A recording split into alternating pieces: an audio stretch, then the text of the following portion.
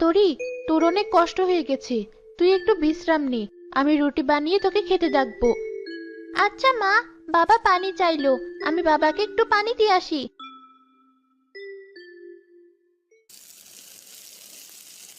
রিনা আটা মেরে একটা রুটি বানাতেই রুটিটা সোনার রুটিতে পরিণত হলো। এমনকি যে পাতিলে রুটিটা রেখেছিল সেই পাতিলটাও সোনাতে পরিণত হলো।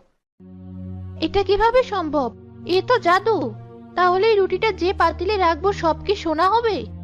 রিনা রুটিটা যে পাতিলে রাখছিল সবগুলো পাতিল সোনায় পরিণত হচ্ছিল। তরির বাবা, তরি, এই দেখো!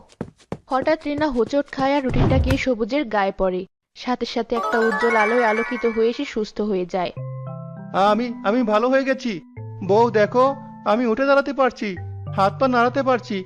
এটা কিভাবে সম্ভব? সব এই জাদু রুটির জন্য। এমনকি এই রুটি যে পাত্রে রাখছে সেটাই সোনা হয়ে। তরি, তোর অনেক কষ্ট হয়ে গেছে। তুই একটু বিশ্রাম নে। আমি রুটি বানিয়ে তোকে খেতে ডাকবো। আচ্ছা মা, বাবা পানি চাইলো। আমি বাবাকে একটু পানি দিয়ে আসি।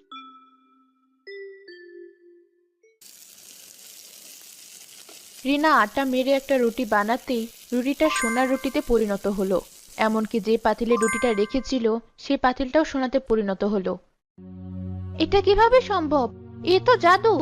তাহলে এই রুটিটা যে পাতিলে রাখবো সব কি সোনা হবে? রিনা রুটিটা যে পাতিলে রাখছিল সবগুলো পাতিল সোনায় পরিণত হচ্ছিল।